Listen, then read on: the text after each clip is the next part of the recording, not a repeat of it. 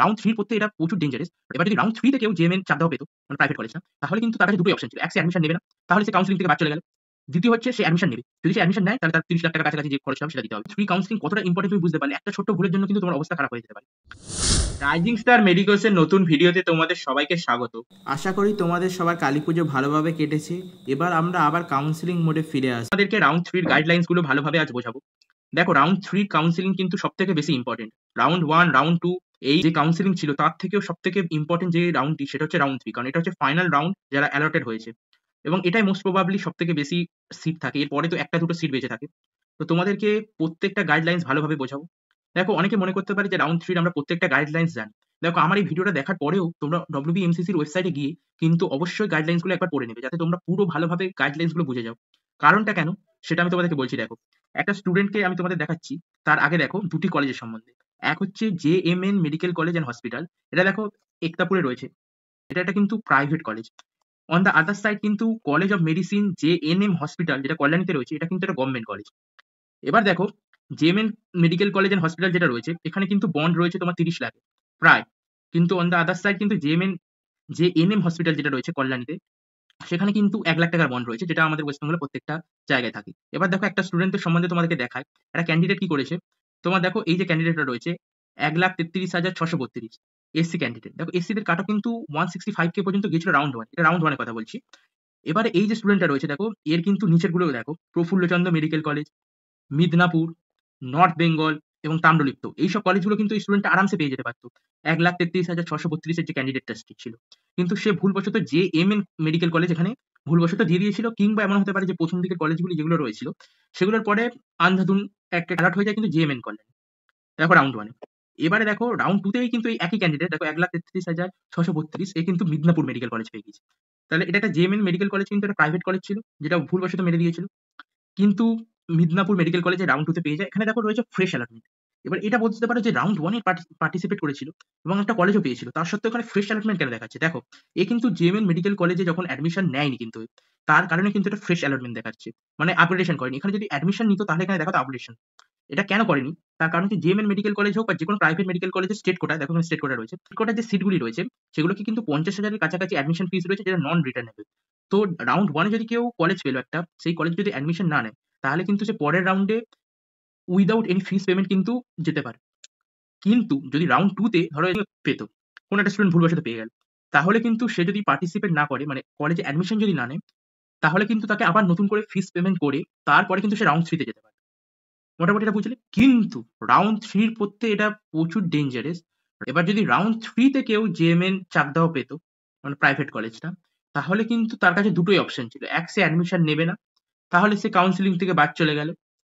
দ্বিতীয় হচ্ছে সে অ্যাডমিশন নেবে। যদি সে অ্যাডমিশন নেয় তাহলে তার 30 লাখ টাকার কাছাকাছি যে খরচটা হবে সেটা দিতে হবে। এবং যদি সে অ্যাডমিশন নিয়ে নেয়, নিয়ে তারপরে ছাড়ার কথা ভাবে, তাকে কিন্তু বন্ডটা সার্ভ করে, মানে যে বন্ড রয়েছে যত টাকার ওই কলেজে, সেইটা পুরোপুরি দিয়ে তারপরে তাকে আসতে হবে। তাহলে রাউন্ড 3 কাউন্সেলিং কতটা ইম্পর্টেন্ট তুমি বুঝতে পারলে। একটা ছোট্ট ভুলের জন্য কিন্তু তোমার অবস্থা খারাপ হয়ে যেতে পারে। তো এই ছিল মোটামুটি, আমি তোমাদেরকে বোঝালাম যে কতটা ডেঞ্জারাস হতে পারে রাউন্ড 3 কাউন্সেলিং। তো এবার আমরা একে একে সবকটা গাইডলাইনস দেখব।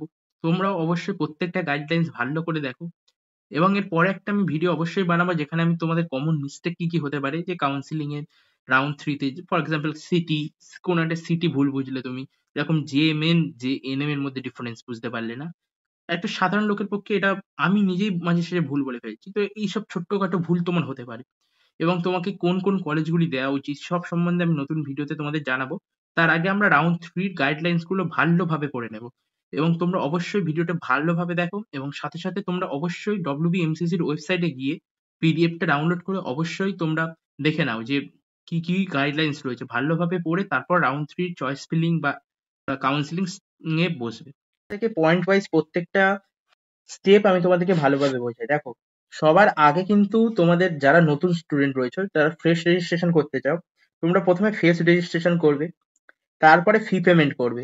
করার পরে তোমাদেরকে একটা ক্যান্ডিডেট প্রোফাইল লেটার দেওয়া হবে এবং তারপরে ফিজিক্যাল ডকুমেন্ট ভেরিফিকেশন হবে একটা কলেজে, যেটা তোমাদেরকে বলে দেওয়া হবে।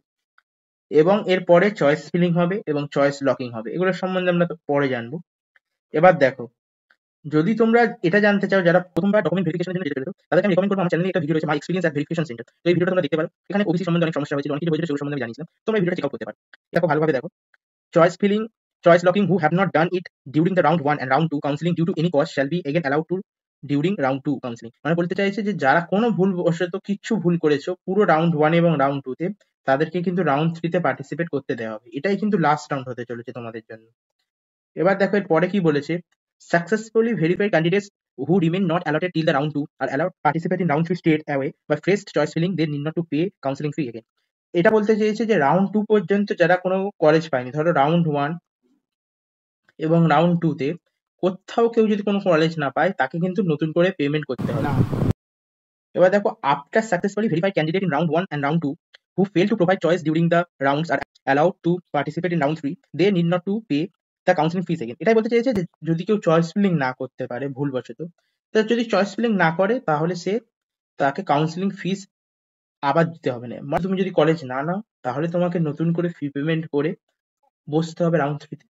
কিন্তু যদি তুমি, ওর জন্য কিন্তু কোনো ভেরিফিকেশনের দরকার নেই, তুমি শুধু পেমেন্টটা করবে হয়ে যাবে। এবার যদি তুমি রাউন্ড 1 বা রাউন্ড 2 তে দুটোর মধ্যেই কোনোটায় যদি কোনো কলেজ না পেয়ে থাকো, তাহলে তোমাকে নতুন করে কোনো কাউন্সেলিং এর ফিস দিতে হবে না। এবং এটা যদি কেউ কলেজে অ্যাডমিশন নিয়ে নেয় রাউন্ড 1 বা রাউন্ড 2 তে, তাদেরকেও দিতে হবে না। দেখো এখানে আমি বলবে, the candidates who did not appear in the physical document verification process in earlier rounds may make the fee payment again and download the candidate profile later to appear the physical document verification. Such candidates, if verified successfully and accepted during the verification, will be allowed to participate in the count round of the counseling। এটাই বলেছে যদি কেউ physical ভেরিফিকেশনে কোনো সমস্যা হয়, যে for example OBC সার্টিফিকেটে কারো সমস্যা হলো বা কেউ ফিজিক্যাল ডকুমেন্ট ভেরিফিকেশনে যেতে ভুলে গেল, তাদেরকে কিন্তু আবার ফি পেমেন্ট করতে হবে। এটাই বলেছে মোটামুটি। তারপরে দেখো, the candidate who allotted seat were cancelled in the round 2 due to inadequate documentation but still remained eligible subsequent round with changed candidature are allowed in the round 3 counseling for fresh choice filling। মানে এটাই বলেছে যে for example round 2 তে যদি কোনো কলেজে admission নিতে গিয়েছিল, ফর এক্সাম্পল কোনো স্টুডেন্ট যদি রাউন্ড 2 তে অ্যাডমিশন নিতে যাওয়ার সময় যদি তার কোনো ডকুমেন্টে প্রবলেম থাকে, তাহলে কিন্তু সে আবার নতুন করে কিন্তু রাউন্ড 3 তে এলিজিবল হবে যদি তার ওখানে চেঞ্জ করে দেওয়া হয়। মানে ফর এক্সাম্পল বলছি, কারোর যদি